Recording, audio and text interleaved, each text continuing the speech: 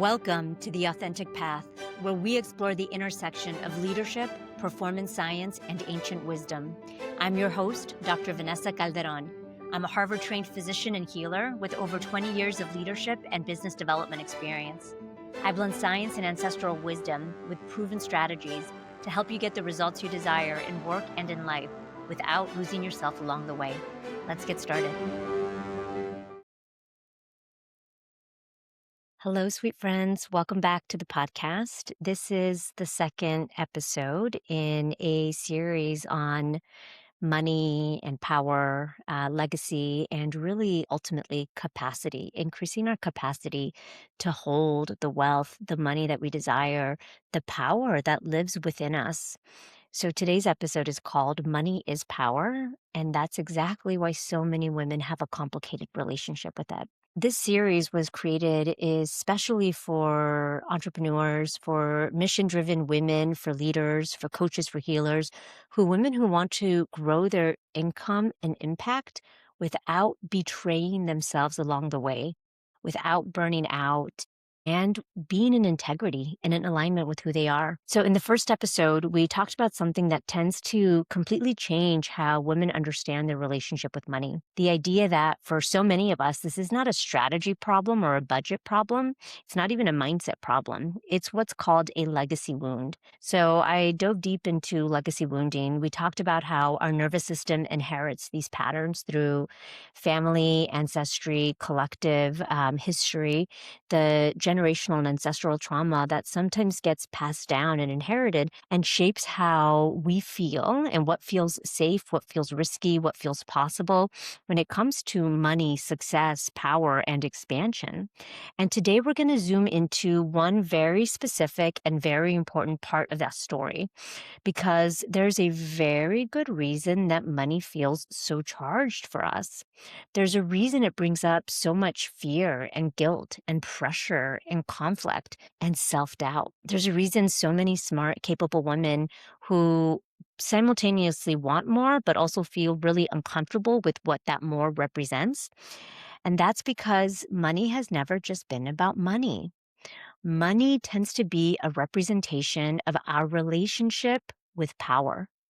Money tends to be about power. So if we were going to go way back historically and think about how money was even created, I want you to I think many of you know this, but just so that we're all speaking the same language, money was invented so that we could start exchanging value, services for something that was a little bit easier than another service, or honestly, like a goat or some chickens or a rooster, because before you'd exchange a service for another service or a service for a gift.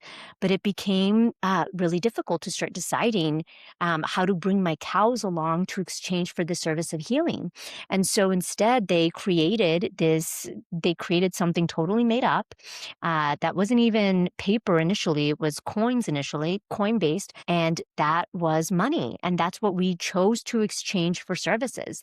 And so as we went on and evolved, it became coins, and then it became paper, and now it's essentially credit. It's like most of it happens online. When you think about it, the more of that you have, the more you have the ability to choose.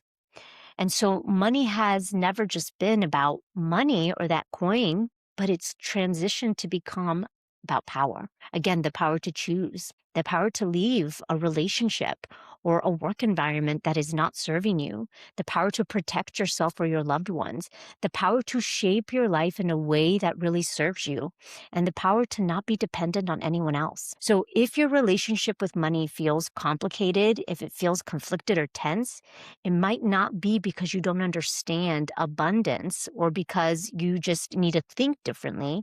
It might be because somewhere in your nervous system, the concept of power still does not feel safe.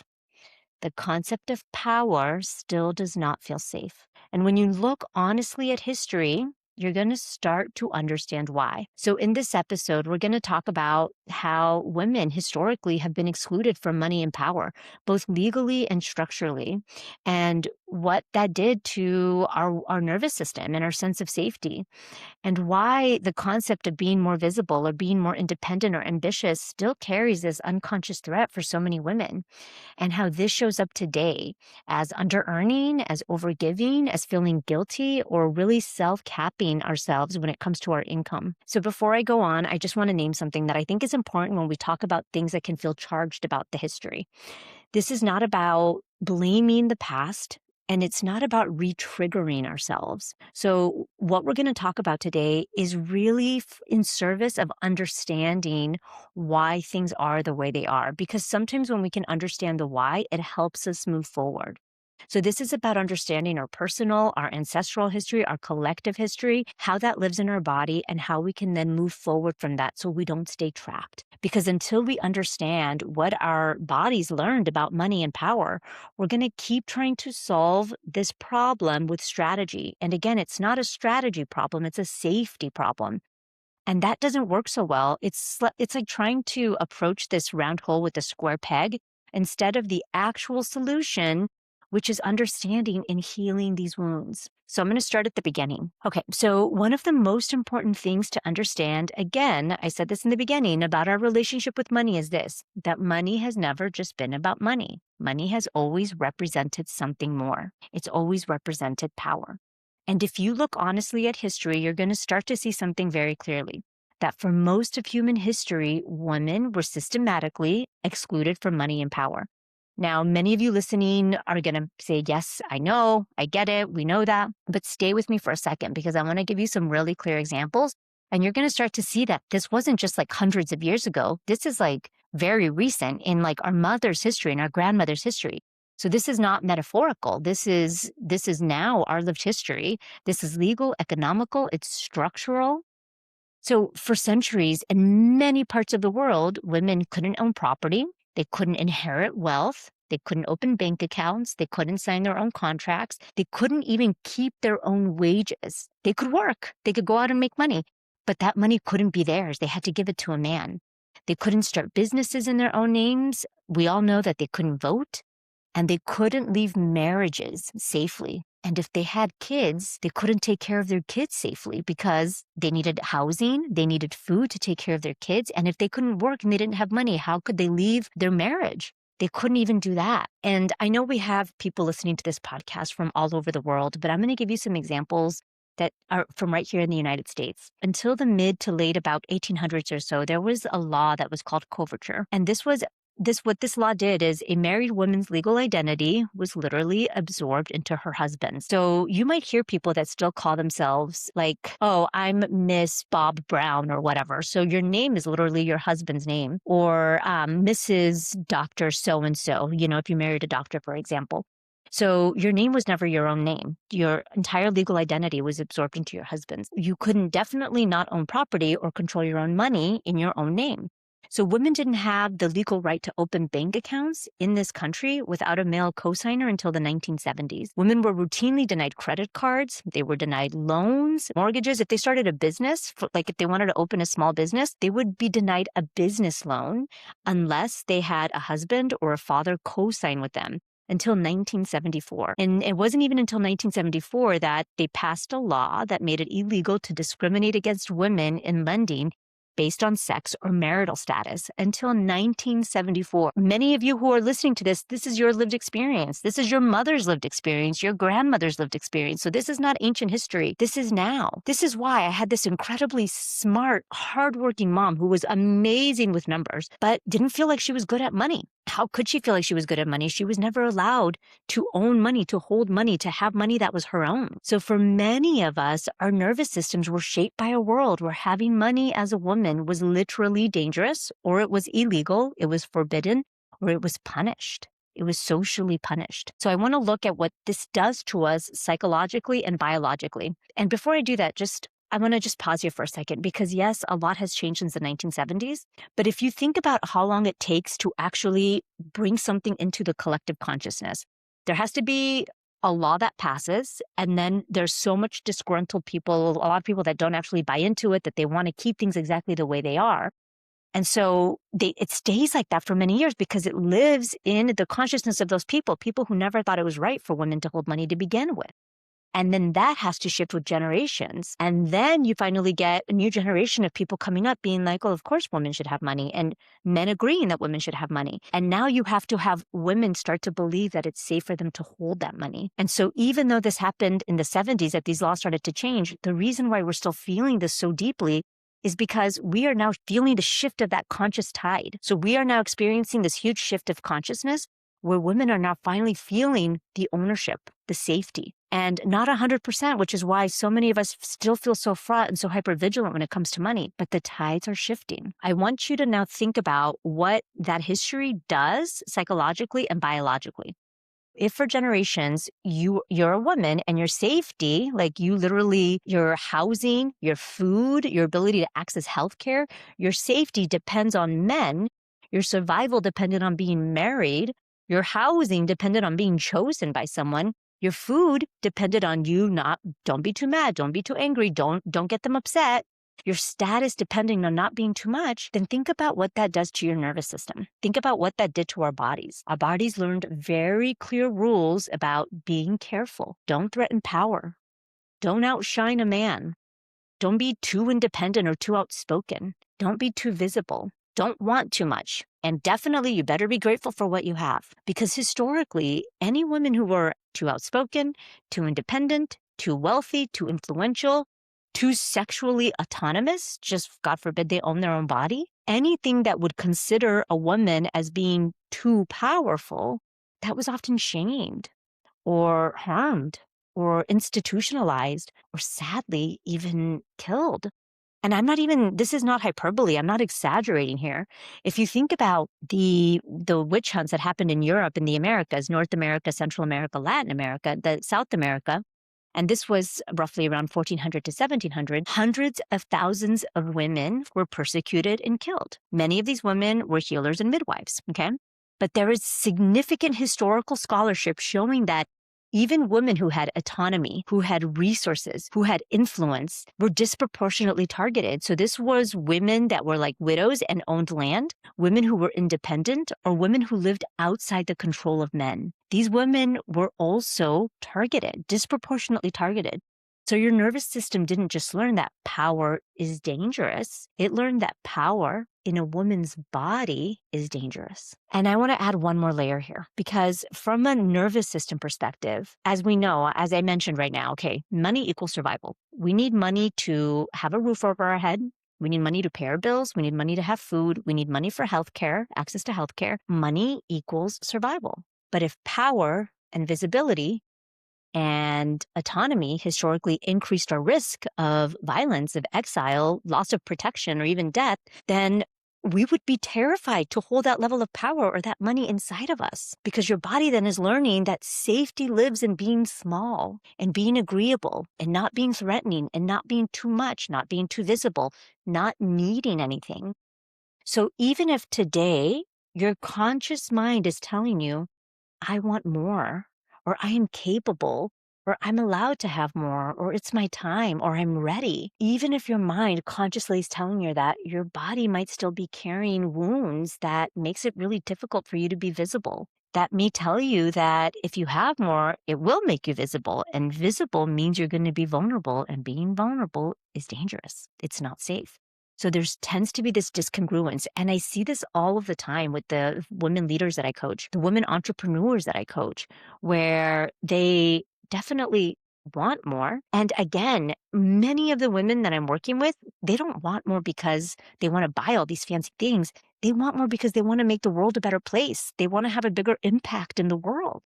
But there's this discongruence in their bodies and in their actions. They might say they want more, but their bodies yet don't feel safe. So they are not taking the actions that's going to help them create more. They say they want more. They do one or two things that they know that they're not doing what they need to be doing, or they're not doing enough, but they're only doing what feels safe. And that sadly is not creating the results that they want.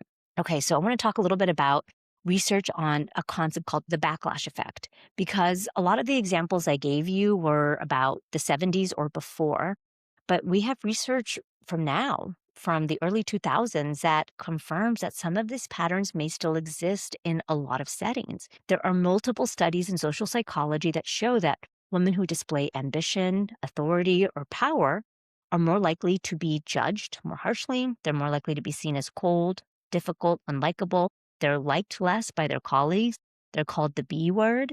And this is often referred to as the backlash effect in leadership and in organizational psychology. And I want to name that because, yes, that is true, but I don't want that to shine, like for you to shy away from what it is that you want to create in this world because of that. Because the solution to that is not to play small. The solution to that is to surround yourself by a community that supports you, that sees you, that wants to lift you up, that reflects back your greatness, that it's safe for you to be your biggest, your best self, your most powerful self. That is the solution, because the more that you can surround yourself with that, the more your nervous system starts to co-regulate and realize, it's safe. It's safe for me to hold my power, to be in my power.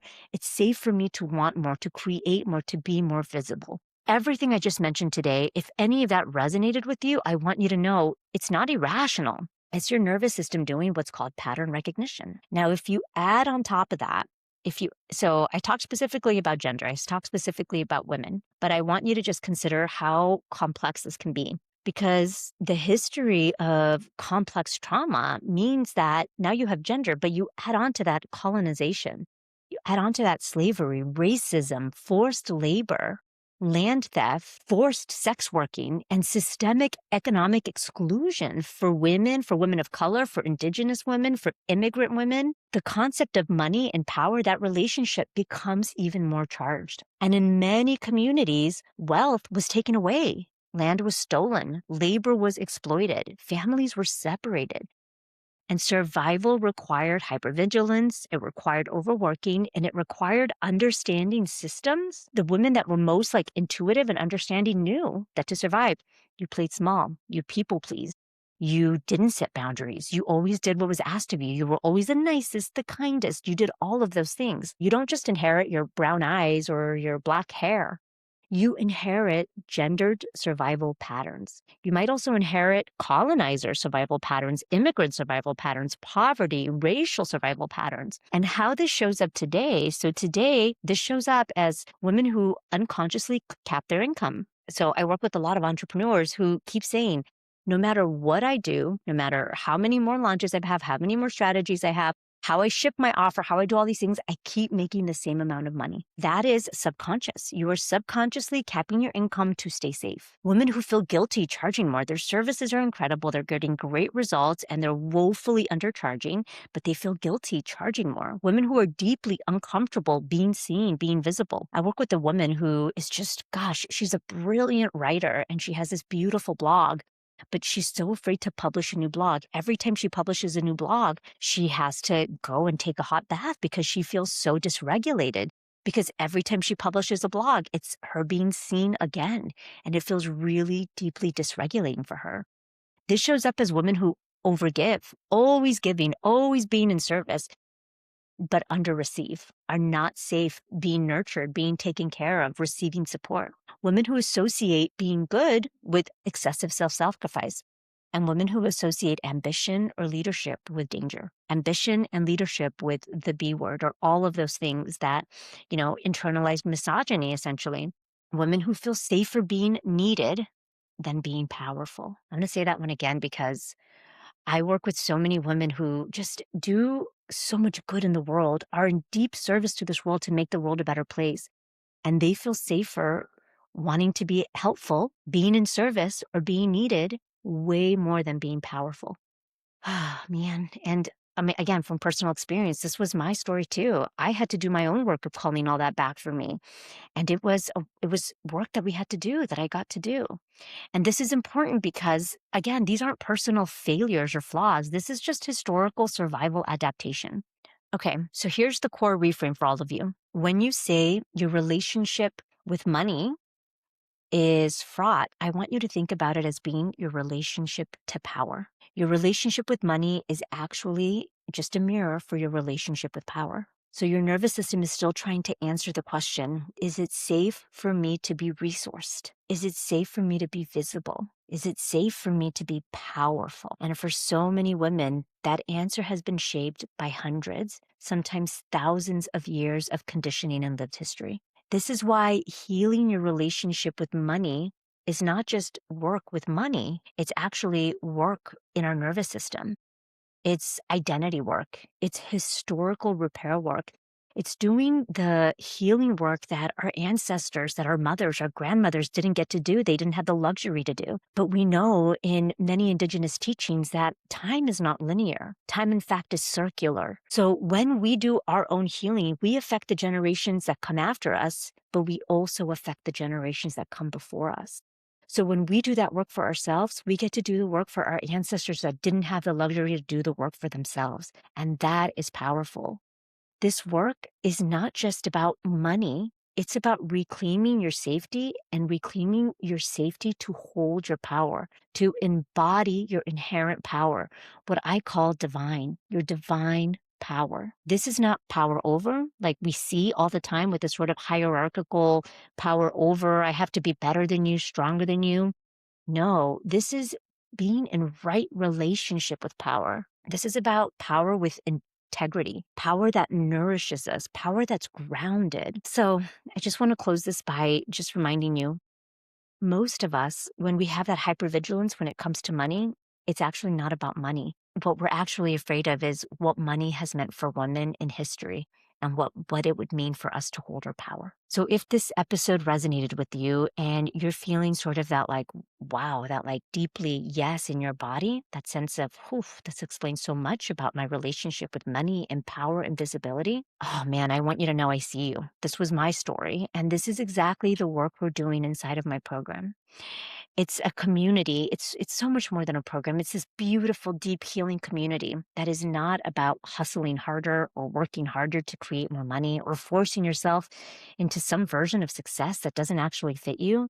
This is a space where we're learning a new paradigm of power, not power over, not domination, not burnout, but clean, embodied, grounded, divine power. That's generative power. That's life giving power, where we get to heal our relationship with both power and also money at the level of our nervous system, of our identity, and historically, where we get to untangle all the old stories that we learned, that were taught to us about not being safe to be visible, to be resourced, to be independent, and building this beautiful, deep inner capacity to hold more success, to have a deeper impact, a bigger impact, and to have more support without self-abandonment, without abandoning ourselves or burning out along the way. This is for women leaders and entrepreneurs who are here to serve, women who really care deeply about making this world a better place, who are brilliant, who are smart, who are capable, and who are done playing small, who are done shrinking and overgiving just to stay safe.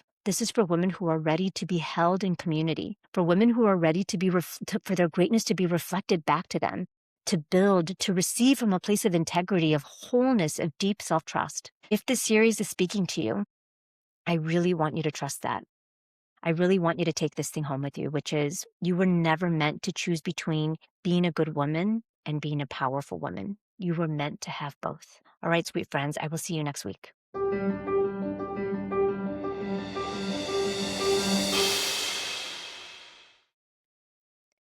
Hey, friends, if this episode resonated, please take a quick second and leave a review, share it with a friend, or post it to your community. It's how we keep helping others who are walking a similar path, and how together we grow the movement of consciousness in business, leadership, and life. Thank you again for being here, and I'll see you next week.